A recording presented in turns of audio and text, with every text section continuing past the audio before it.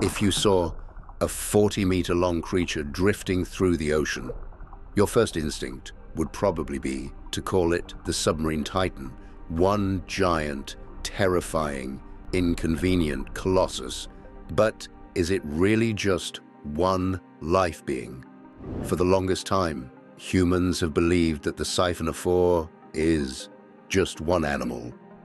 But we were wrong, because this creature is actually 1,000 individual living organisms, each with its own separate identity, fused into one single giant body. They function so perfectly as one unit and have done so for ages. This same creature, which had been considered to be the longest creature on God's blue earth, is actually one of the easiest to kill.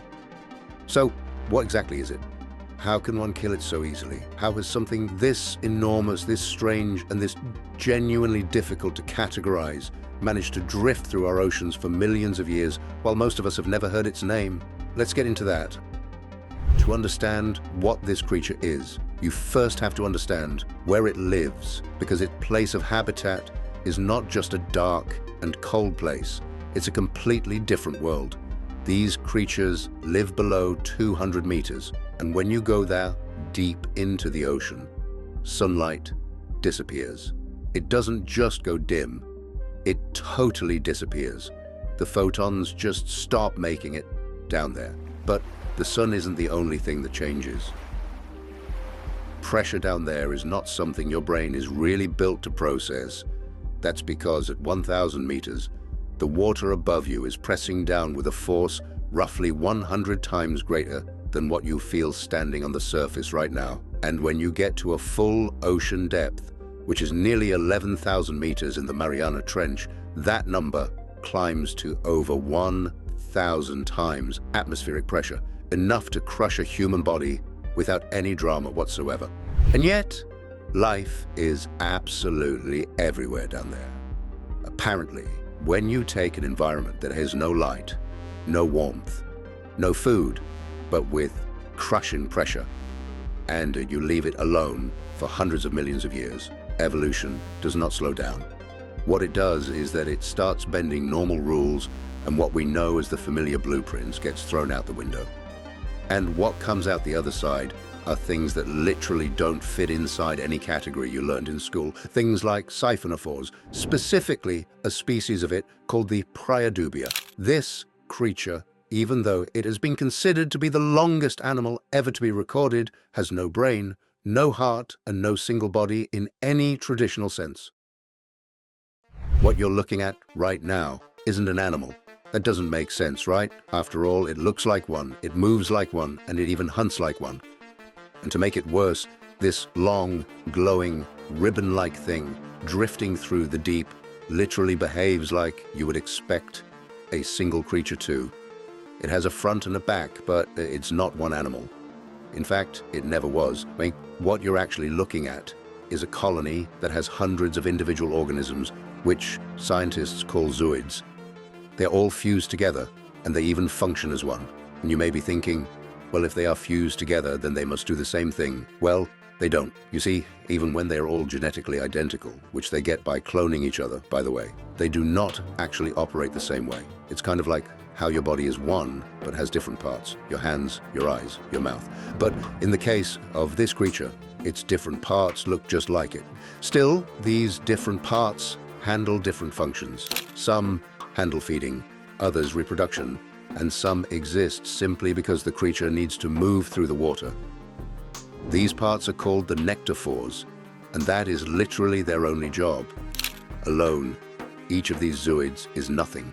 It cannot feed itself. It cannot survive. In fact, if you take away one zooid, the entire colony will just die. But if this organism can't survive without each zooid, then it should be easy to kill, right? Well, that is wrong again, because this almost slippery thing that you see is not only long, it's fully armed. Those tentacles trailing beneath the colony, the ones that look almost decorative from a distance, can extend up to 50 meters in some species. 50 meter is the size of the Arc de Triomphe. At that length, that should be called a net. but it's not like the spiderweb that you can sometimes see. This one is slow and nearly invisible to the naked eye, meaning that whenever this creature moves, what is already going before it is a passively drifting net that is lined with thousands of nematocysts. And these nematocysts are not any sort of lookout. These things sting immediately when they come in contact with anything, and their sting hurts. In fact, it hurts more than that of a jellyfish.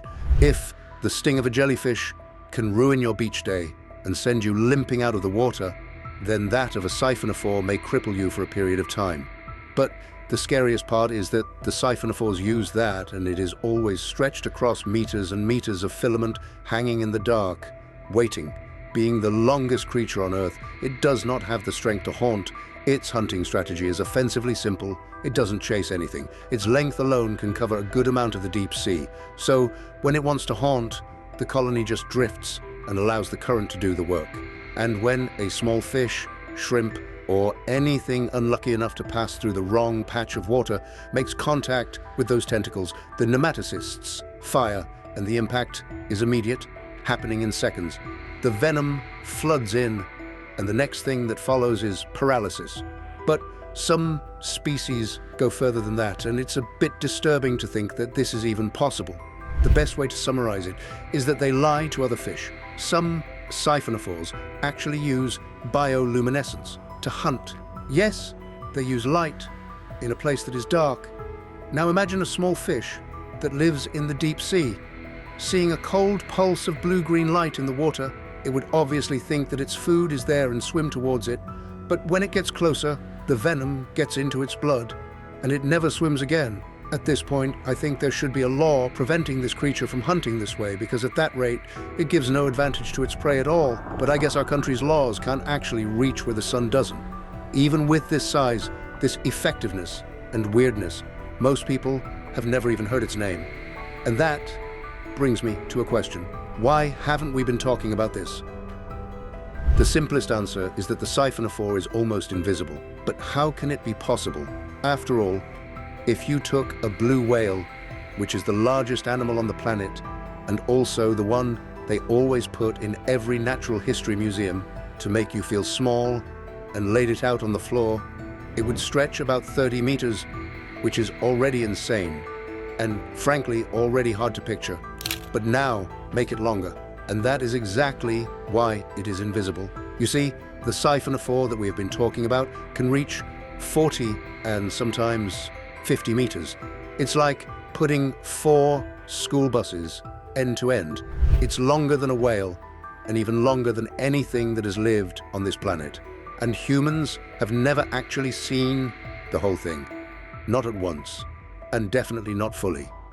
And the reason isn't that it hides or moves too fast or lives somewhere completely unreachable. In fact, the reason is almost embarrassingly simple. It's fragile, absurdly, almost insultingly fragile. The tissue that holds the whole colony together is actually so delicate that the pressure wave from any submarine that moves close to it is enough to break it apart. Researchers have even described approaching one in an ROV and watching it just start to come apart. Its pieces started drifting off in different directions. So at the end of the day, what actually ends up on camera is nothing more than fragments, a cluster here and a trailing section there. For now, most of what we've ever seen of this creature are just pieces of something much bigger. So we have the longest animal on Earth, and all we have seen is a close-up of its elbow. But it's out there right now, whole and fully extended, just drifting through water in a deep sea that has so much pressure that we could never imagine. And so, how does it survive in that water? We know very well where the siphonophore lives, but we also know that where it lives is not somewhere we want to be. It lives 1,000 meters deep in the ocean, which scientists call the midnight zone. And down there, the pressure is high enough to flatten a human body, and the temperature hovers just above freezing. There is no light and warmth, and if you pass that, you have the abyss. It's a place that is so deep and so dark that for most of human history, we have just assumed that nothing could live there. But we were all wrong, spectacularly wrong, because down there things didn't just survive the darkness, they evolved around it. But even when the deep sea has so much pressure, the siphonophores have evolved to be in pressure equilibrium with their environment rather than fighting it. And they did this in a way that I think is pretty smart. Basically, the siphonophores are largely water. That's because the fluid inside their bodies has the same pressure as the water outside. So there is no net pressure difference and no crushing force to break them. But even though they can survive in the deep sea, evolution has not made it easy for them. That's because down there, which is seen as a death sentence, is the same place that evolution gave its creatures two options: become invisible or become the trap. And somehow, the siphonophore managed to be both. Some of them are transparent, like you can't actually see them because they are actually see-through. They blend so well into the water, and that's because light passes through them. So they have no shadow and no outline. They can literally move through the water like something that isn't even there. And if humans somehow come too close to them with a submarine, they just snap. So, how have researchers been able to study something that is this fragile and lives in a place that is so extreme? The truth is that we haven't. As humans, we have done some very impossible things. We have sent probes to Mars. We have even photographed galaxies that are so far away that the light reaching our telescopes left before the Earth even existed. We have mapped the surface of the moon in more detail than most cities map their own streets. But this creature that drifts in an ocean that covers almost 71% of our planet is something that we barely understand. Most of the information that we have about siphonophores actually comes from remotely operated vehicles.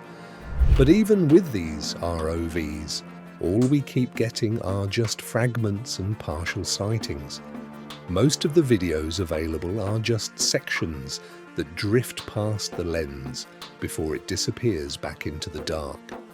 We haven't even been able to physically collect a lot of its species, so even though we have observed them, we still have not fully understood them. But from what we know, there is a threat to the aquatic kingdom. But are they a threat to humans? That we don't really know. But do you think a colony with no brain, no central nervous system, no command center, but is able to coordinate movement across 40 meters of open water could hurt you if you actually get close to it without it snapping? Well, yes, because these creatures, if you can even call them that, can fire its zooid that are in charge of stinging.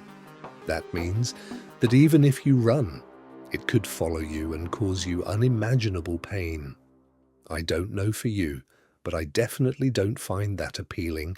But these are the questions that constantly baffle scientists. How does one end of this thing know what the other end is doing? How do they grow to these lengths without falling apart in a place? For now, the answers to these questions are abstract. As a matter of fact, we know that there are about 175 species, but given how little of their habitat we've actually explored, that number could be a fraction of what's really out there. All we know for now is that this creature is barely understood, that what we know comes from fragments and that a section of it drifts past a camera lens and disappears before we can even process what we saw. But there was something very striking that happened on the 16th of March, 2020. On that day, a team of researchers got aboard a vessel called the Falkor and sent a robot down into the Ningaloo Canyons of Western Australia. The robot went 631 meters below the surface, and they conducted 20 dives over a month. They were expecting a new species, but definitely not what they saw. Because what actually came into frame was a siphonophore arranged in what we can best describe as a galaxy-like spiral which was basically a never-ending white string coiled wide and slow. Its tentacles were also draped below it like a curtain suspended in open water. After 20 years of studying this creature, we have never seen anything like this. Its outer ring alone was estimated to be about 154 feet across, and its total length was over 390 feet. But this creature wasn't moving. It simply curled itself up and stayed in one position. And as it stayed still, it had no brain to give it orders, and it gave no signal that people could easily detect. All it has are 1,000 cloned bodies doing their jobs in silence, and altogether greater than a blue whale, surviving and thriving in silence and total darkness in a place that has no name on any map you will ever look at. But the Siphonophore isn't the only giant down here living almost entirely outside of human awareness. In the same lightless water, drifting through the same crushing dark, there is something else. Meet the Stygiomedusa gigantea, or what most people call the giant phantom jelly. But this creature looks nothing like what you picture when you think of a jellyfish. Its bell alone can reach over 1 meter across, and beneath it, this creature has 4 ribbon-like arms, which are thick, flat, and dark, and they trail downward for up to 10 meters. Yes, you heard that right, they have arms, not tentacles. It's almost like something that was designed to look like a warning. It was first recorded in 1899, and since then we have encountered it fewer than 130 times in total. For a better perspective, we have had over a century of ocean exploration, and somehow we have barely crossed paths with it fewer than 130 times. In 100 years, either this creature is extraordinarily rare, or the ocean is so vast, so deep, so completely indifferent to our curiosity that a 10-meter animal can spend its entire existence without ever drifting into our line of sight. But this should not be a big surprise after all. Over 80% of the ocean remains totally unexplored, which means everything we've talked about in this video, the Siphonophore, the phantom jelly, the creatures that glow and hunt and spiral in the dark, all of that came from less than 1/5 of what is actually down there. The rest is just water. Dark, pressurized, freezing water, holding whatever it's holding, and it is in no particular hurry to show us, which means that they can be so much more in the water, more creatures that we have absolutely no idea even exist. But if you want to keep going deeper and discover some of these creatures, then like and subscribe. See you in the next video.